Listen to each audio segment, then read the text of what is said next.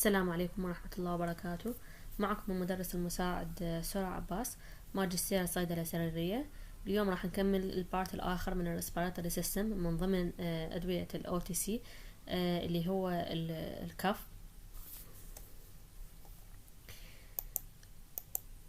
بهاي المحاضرة راح نعرف تعريف الكف، التايبس اوف الكف، الأسئلة اللي نسألها للمراجع قبل لا نعطيه علاج، والكونديشنز اللي نسويلها ريفيرال نحولها للطبيب، شنو المانجمنت سواء كانت نون فارماكولوجيكال او فارماكولوجيكال، والامثله راح ناخذ على الكف بريبريشن اللي موجوده، وشنو المحاذير اللي باستخدام الكف والكولد ميديكيشن ان children، والبيست براكتس فور treating cough and cold in children. بالبداية نعرف الكاف على أنه هي reflex protective reflex action caused when the airway is being irritated or obstructed. Its purpose to clear the airway so that the breathing can continue normally.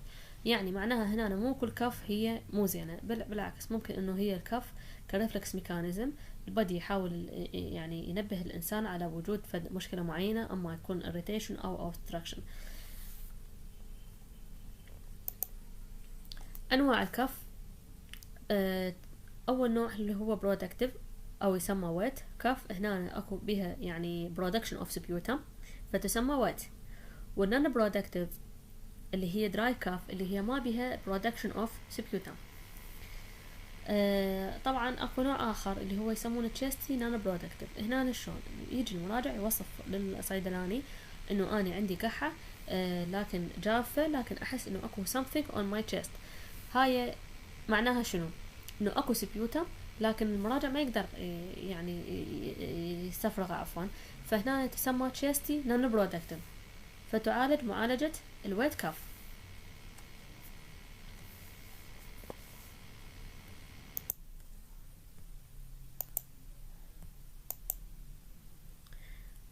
اكو اسئلة لازم نسألها للمراجع من يجي للصيدلية ويطلب علاج للقحة. اولا العمر مهم، لانه احنا ما نعرف انه هو هذا البيشنت هو نفسه لو يقصد شخص ثاني، لانه اذا طفل او elderly هذه هم لازم نخلي ببالنا النقطة، لانه يأثر على choice of medication. الديوريشن يعني مثلا بيشنت قال لي صار عندي كف صار يومين او 3، ممكن نصرف له علاج لحد الاسبوعين، تعتبر اكيوت كف. من بعد الاسبوعين هذه ما نقدر ان نعطيه بعد مانجمنت، لازم ريفيرال نحوله الى الطبيب. نيتشر اوف الكف ممكن لازم نسأل على اذا كانت ويت او دراي، لازم نعرف حتى لانها هم راح يأثر على التشويس اوف الميديكيشن. لانه اذا ويت لازم نسأل همين على الكلر اوف السبيوتم، لانه اذا كلير او وايت هاي معناها اوكي ممكن اعطي علاج وماكو انفكشن، لكن اذا كانت جرين او يلو او براون سبيوتم هاي ممكن تعطيني انديكيشن على انه اكو انفكشن بالتشيست، فهذه تحتاج طبيب، تحتاج other يعني investigation. ممكن هم نسأل ايضا انه اذا بيشنت اجى مثلا قال لي عندي سبيوتم لكن اكو بي بلاد يسموه هيماتايتس، عنده كرونيك كاف، عنده ويت لوس او نايت سويت، هاي كلها ممكن ساين وسيمبتومز للتي بي، فهذا هم should be referral. اذا اجى بيشنت للصيدلية قال عنده مثلا عنده كف وعنده مثلا history of الهارت فيلر، عنده سبيوتم يكون nature مالته clear وفروثي، وهم patient breathlessness، هذا هنا هم should be referred، لأنه هذه ممكن indication على إنه exacerbation of الهارت فيلر. لكن مو كل patient عنده يعني frothy sputum، إنه هذا قبل أقول عليه heart failure، لازم إنه هو يا أما عنده history of الهارت failure، يا أما عنده مثلا other signs and symptoms of الهارت failure اللي هي مثلا swollen ankles.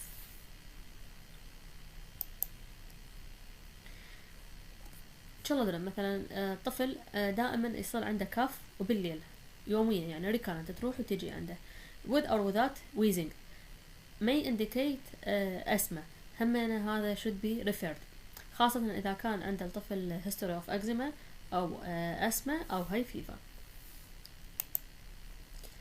اكو حالة اللي هي سابقا كانت تسمى يعني post nasal drip، اللي هي عبارة عن بوست نيزل دريب اللي هي يصير اكو discharge ذات flow behind the nose and into the throat. هنا شلون يوصفها المراجع؟ انه frequent clearing of his throat وswallowing mucus. دائما يشبهها انه انا يوميا الصبح مثلا من اقعد انه اكو سبيوتم. هذه تسمى upper airways cuff syndrome. سابقا انه يعني السبب الاول لها هي sinusitis الجيوب الانفيه. الان هي ممكن انه يكون سبب اخر لها، اضاف لها سبب اخر اللي هو الالرجي. فبهاي الحاله انا ما اعالج بس الكف، اروح اعالج المسبب، انه هي اذا كانت sinusitis او اذا كانت الرجي. هنا انطي يعني انتي هيستامين وديكونجستنت، الفعاليه مالتها احسن من الكف preparation. patient لا مثلا ويا الكف اللي يصير عنده chest pain, shortness of breath, wheezing او whooping، هاي indicated يعني for further investigation، لانه ممكن انه هي اكو cardiac problems. croup ايضا هذا سبب اخر للريفيرال، خاصة تصير بالانفانت، انه بعد ما يعني يوم من يصير عندهم الكومن كولد تبدي عندهم تتطور كف، لكن نوبات تكون متتالية بحيث ما يقدر ياخذ نفس، فتصير عنده يعني breathing in بصوت كلش عالي، فهم يصير مثل يعني هو يسمى بالعربي بالخناق، فهذا ايضا should be referral. مرات مراجع يجي البيشنت للصيدلية يوصف انه عنده كف، لكن تصير فقط ما بعد الاكل او اثناء الريكومبنت بوزيشن يعني during the night sleep with heartburn. يوصفها انه بالعامية نسميها الجالي، يعني فقط من ينام او بعد الاكل يصير عنده كف. هاي هي بسبب الجاسترواسوفاجال ريفلكس ديزيز. ف هنا لازم نعطي مانجمنت للجيارد بدل ما ننطي مانجمنت للكف، اللي هي تتطلب بيبتيك يعني بروتون بامب انهبيتر او اشتري ريسبتور انتاغونست. السموكينج ما تعرفون السموكر هو دائما يكون عنده كف، او ممكن مور يعني برون تو chronic recurrent cough، لكن over time this might be developed into chronic bronchitis او emphysema. لكن إذا يصير تغيير مثلا أما زادت الفريكونسي أو change in nature of الكف، هذا أيضا should be referred. لازم نفهم إنه السموكر إنه بعد ما يقطع التدخين أول أيام راح يصير عنده زيادة بالكف ريفلكس، وهذا الشيء طبيعي. when to refer. هسه شو وقت إحنا نحول البيشنت على الطبيب؟ قلنا إذا كان الكف أكثر من أسبوعين، إذا كان colored sputum مثلا yellow أو green أو rusty أو blood stain، إذا كان patient عنده chest pain أو shortness of breath، wheezing، whooping، أو recurrent nocturnal cough، أو suspected adverse drug reaction أو failed medication، يعني انطينا علاج وما فات ورجع مرة ثانية البيشنت، وطينا علاج مرة ثانية أو ثالثة، فبهاي الحالة بعد مدى يعني يفيد بي العلاج للبيشنت، فلازم نسوي له referral. الميديكيشن اللي هي هذه أول نقطة، اللي هي قلنا إذا كان انطيناه علاج مناسب لحالته لكن ما استجاب للبيشنت فلازم ريفيرال.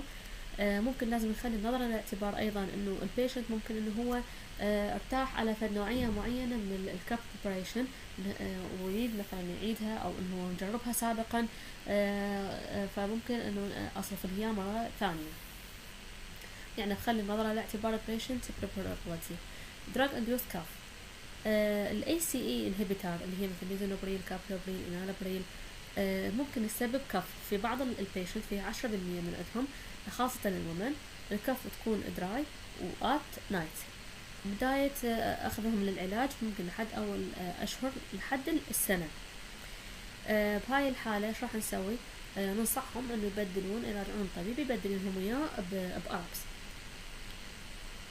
نسبة الانسيدنس اوف الكف بالأربس تكون أقل من ال AC inhibitor. treatment time scale قلنا احنا هنا قد مثلا ممكن اعطي علاج للبيشنت وبعدها اسوي له ريفيرال هي لحد الاسبوعين.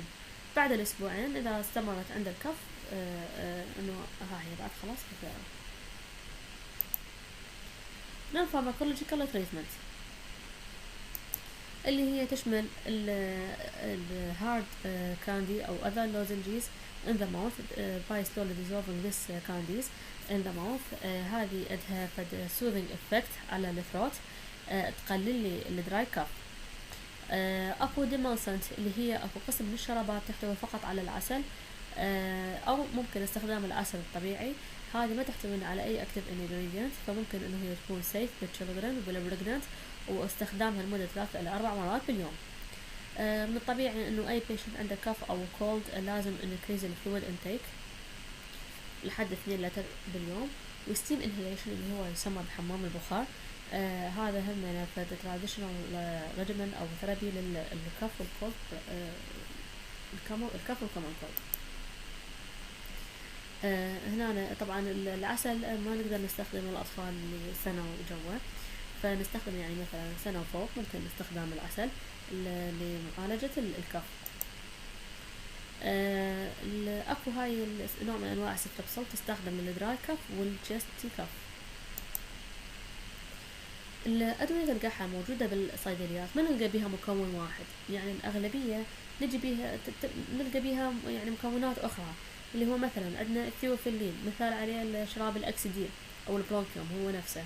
هنا الثيوفيلين فائدته نعرف انه هو برونكو دايليتر، لكن بي سايد افكتس، لانه هو يسوي يعني يزيد الهارت ريت، ممكن ينكريز البلاد بريشر، فجنرال الاشخاص اللي عندهم كاردياك ديزيز وعنده دراج انتراكشن هوايه، لانه هو ممكن انه يصير بيه يعني الليفل مالته يقل او يزداد حسب الادويه اللي تنوخذ وياه، فلذلك نبتعد عنه. سمباثوميتكس اللي هي السيدوافيدرين والفينيلفرين اللي هي ديكونجستنت، فائدتها انه هي تكون شغلتين، برونكو دايلاتر استفاد من عندها والديكونجستنت بنفس الوقت.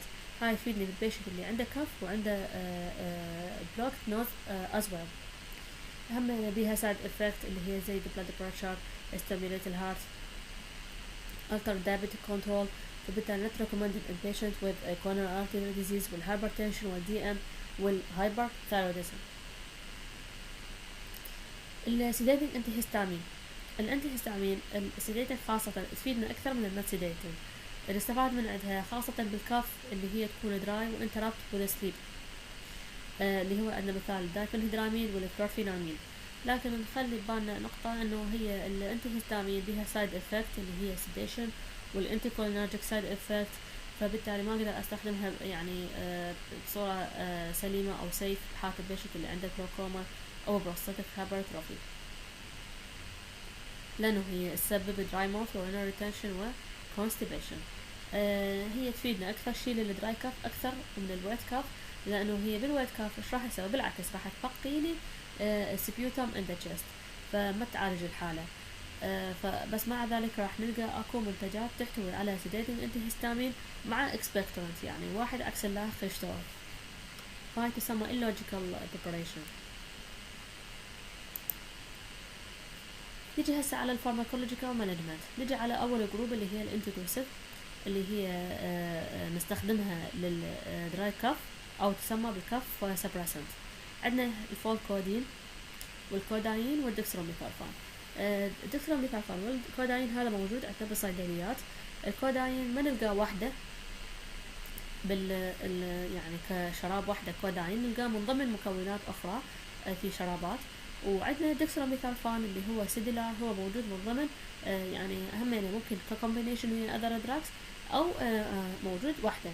نعرف احنا مشكلتهم هذني الثلاثه اللي تعتبر هي اوبيويد، مشكلتهم انه التندنسي او الابيوز، فلذلك نتجنب صرفها بالاطفال اللي مثلا الكوداين 18 سنه، لازم كمان فوق يلا يصرف اللي هيك منتجات تحتوي على الكوداين.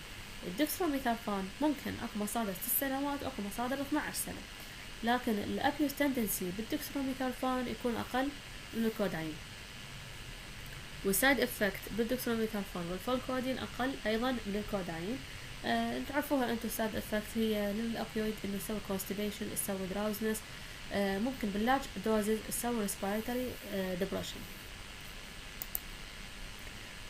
قلنا امثله على الكف بريشن اللي تحتوينا على الكوداين، عندنا التوسيرام والبوموكودين.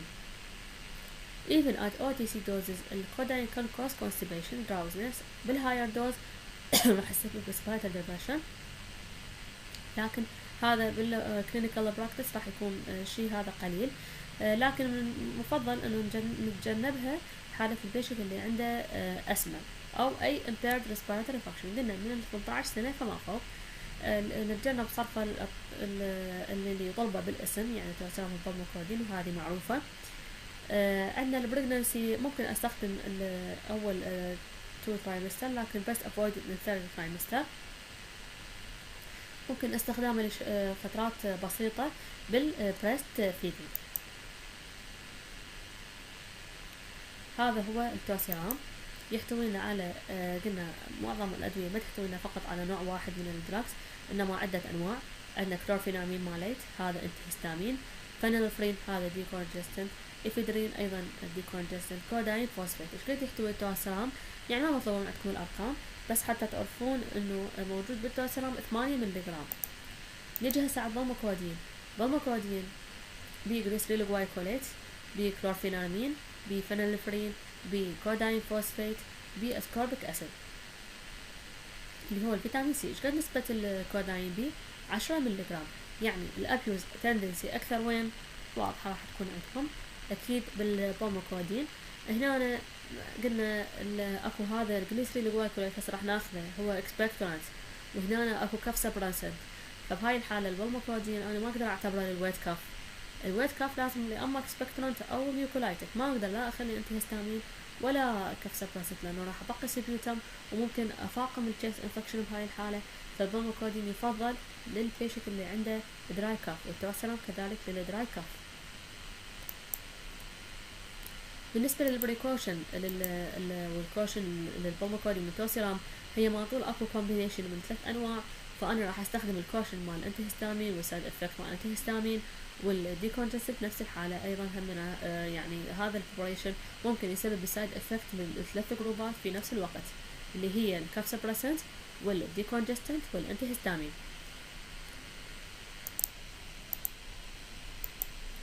نجي على كاف سبريسنت اخر اللي هو ديكستروميثورفان، اللي هو الاسم التجاري مالته سيديلار. موجود من عنده على شكل تابلت وعلى شكل سيراب، وموجود من عنده على شكل دروبس ايضا. هو تقريبا يعتبر سيف نون سيديتنج وفيور سايد افكت، ولكن مع وعنده لو بوتنشال فور ابيوز. بس مع ذلك انه other studies تقول اكو يعني ممكن الديكستروميثورفان يسبب ابيوز او تندنسي بحالة اللارج كوانتيتي. انت ما تعرف ان المراجع يجي ياخذ من عندك مثلا يعني سيديلار قنينه، يروح لصيدليه اخرى، وهكذا انا نجمع هنا ممكن انه تكون لارج كوانتيتي، فهذا ايضا من ضمن الابيوز. فهم انا اتحذر من صرفه للمراجع اللي يطلبه مثلا بالاسم، او اشوف انه حالته ما تستوجب يعني استخدامه فما اصرفه هي. 6 سنوات فما فوق هو سيف. الدوز مالته 10 ل 20 ملغرام كل 4 ساعات. 30 ملغرام يعني كل او 30 ملغرام كل 6 إلى 8 ساعات. الماكسيموم 120 ملغرام باليوم الواحد. بالنسبة للأطفال اللي أعمارهم من 6 إلى 12 سنة 5 إلى 10 ملغرام، يعني تكون نص الأدلت دوز كل 4 ساعات، أو 15 ملغرام تكون 6 إلى 8 ساعات. طبعا أكو ديكستروميثورفان دروبس، هذه توصف للأطفال لكن إلا بوصفة. شوف هنا ايش قد الاعمار من عمر شهر الى 3 اشهر، من 3 اشهر الى 6 سنوات، من 7 اشهر الى سنة. اقصى حجم ايش قد 3 دروبس 3 مرات باليوم. اكسبكتورانت وميوكولايتكس هذني تستخدم للويت كف. اقصد بالاكسبكتورانت يعني اللي هي زايد السبيوتابل برودكشن، وبنفس الوقت هم زيد الكف ريفلكس عنده عن طريق الجي اي اريتيشن. هذا راح تنعكس على الريسبيراتوري سيستم فالسبب عنده كف. هذه اساعده على السبيلنج اوف السبيوتم. اما الميوكولايتكس هذه لا تقلل الفيسكوسيتي اوف السبيوتم، فبالتالي راح استخدمها للويت كف. عندنا اول مثال على الاكسبكتورانت اللي هو جليسريل جلايكوليت او جوايفينيسين. هو فقط ال FDA approved OTC expectorant. هذا سيف لكل الأعمار. حتى بالبريجننت البريست فيدنج أيضا سيف، اللي عندهم أي ديزيز هو يعتبر أيضا سيف. الدوز مالته من 200 إلى 400 ملي جرام كل 4 ساعات، ماكسيموم 2.4 جرام بير داي. children من 6 إلى 12 ساعة راح تكون 100 إلى 200 ملي جرام كل 4 ساعات. عندنا السلفودين اللي هو المادة العلمية مالته برومو هكسين.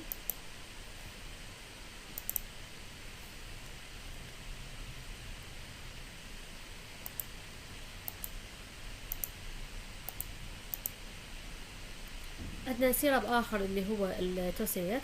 التوسيليت يحتوي على جليسريل جلايكوليت 50 ملي جرام، يحتوي على كلورفينامين ماليت انتهستامين، ويحتوي على فينولفرين. فإذا إما أستخدمه للأطفال اللي عندهم ويت كاب وعندهم أيضا كمان كولد، لأنه بيدي كونجستنت راح يفيدنا، وأيضا انتهستامين بيفيدنا للرينوريا. الساميلين يعتبر اكسبكترانت، يحتوي على دايفينهيدرامين، يحتوي على أمونيوم كلورايد، يحتوي على صوديوم سيتريت، ويحتوي على المنثول. الصوديوم سيتريت والأمونيوم كلورايد هاي تعتبر اكسبكترانت. هي أيضا هذه أصل الأمونيوم كلورايد كان سابقا يستخدم ك يعني ريديوس الإمسس، لكن بهذه الدوز القليلة ممكن تحفز الكف حتى البيشنت يقدر يسوي سبيلنج للسبتوتا. الأكسيديل اللي هي قلنا يحتوي على ثيوفيلين وجليسريل جلايكوليت 90 ملي جرام. هنا طبعا الكوشن والكونترانديكيشن لأنه بسبب الثيوفيلين قلنا بمحاذير هواية، فتحضر من صف الأكسيديل. البروسبان والأدنى والزيكوب هذه عبارة عن أدوية هيربال دراكس، أيضا نقدر نصرفها كOTC، وهواية طبعا أكو موجودة بالصيدليات، منتجات عشبية، ممكن نصرفها للبيشنت اللي عنده كف. الأكتيفيد اكسبكتورانت. الأكتيفيد هذا اكسبكتورانت يحتوينا على سيدوفيدرين وترايبروليدين وجوايفينيسين، بينما الأكتيفيد DM الأحمر اللي هو يعتبر للدراي كاف يحتوينا على سيدوفيدرين وترايبروليدين ودكستراميثالفان. DM للدكستراميثالفان، هاي نعتبر للويت كاف، وهذا فرق دائما للويت، هذا للدراي وهذا للويت كاف.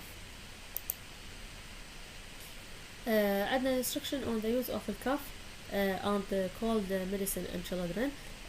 عندنا شنو المحاذير اللي نتحذر منها في صرف العلاجات اللي تحتوي على هيك preparations بالأطفال. جوا 6 سنوات لازم ما نعطي الأطفال الأدوية اللي تحتوينا على برومفينامين، كلورفينامين، دايفينهيدرامين، دوكسيلامين، بروميثازين أو ترايبوليدين، ولا تحتوي على دكستروميثالفان أو فالكودين، ولا جوافينيسين، ولا فينولفرين، ولا هذني الديكونجستد اللي جوا 6 سنوات. 6 إلى 12 سنة أقدر أصرف هذه العلاجات، لكن ممكن لحد فترة 5 أيام أو أقل، يفضل 5 أيام أو أقل. ولا الطفل أقدر ولا أنطي للطفل يعني أكثر من مثلا أنطي أكتيفيد وأنطي توسيليت وأنطي يعني عدة كف بريبريشن بنفس الوقت، هم يعني يصير لازم أختار واحد معين وأنطيه إياه، لأنه أنا ما أعرف إنه سايد إفكت للطفل إذا تظهر على سايد إفكت ما يعرف إنه يوضح لأهله. وأيضا إنه أكو محاذير باستخدام الديكونجستنت اللي جوا 6 سنوات. أفضل براكتس إنه هو إنه لازم أول شي الطفل أهلهم شي يسوي لهم، يعطوهم سوائل، أنطي أعالج الفيفر والبين والباراسيتامول والإبوبروفين، أستخدم سلاين دروبس to loosen the dried nasal secretion أو to help stuffy nose in young children and baby. أكو لا تحتوينا على ديمالسنت اللي هي قلنا مثلا ما بيها أكتب إنجريدينت، مثلا عسل أو جليسرين أو سيرب، فهذه عندها سودنج إفكت، ممكن أستخدمها بالدراي والويت كاف وحتى بالبريجننت سيف. سيف بالchildren وبالبريجننت هذه الديمالسنت اللي هي ما تحتوينا على active ingredient. A child over the age of 1 may be also helped by a warm drink of lemon and honey.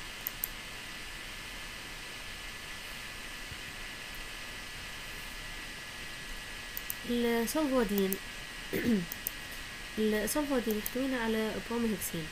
البروميهكسين موجود من عنده على شكل سيرب، موجود من عنده على شكل تابلت، موجود من عنده على شكل أمبول.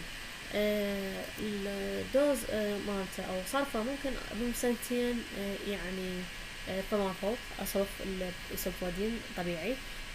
لكن أتحذر من عند الأشخاص اللي عندهم بيبتيك ألسر، لأنه هو يسوي جي اي irritation، فكونترا انديكيتد عند بيبتيك ألسر. للبريجننت سيف نعم هو البريجننت سيف ممكن أعطائه. البيشنت اللي عنده other مثلا problems cardiac disease أو هذه يعتبر سيف، ودراج interaction مالته قليل.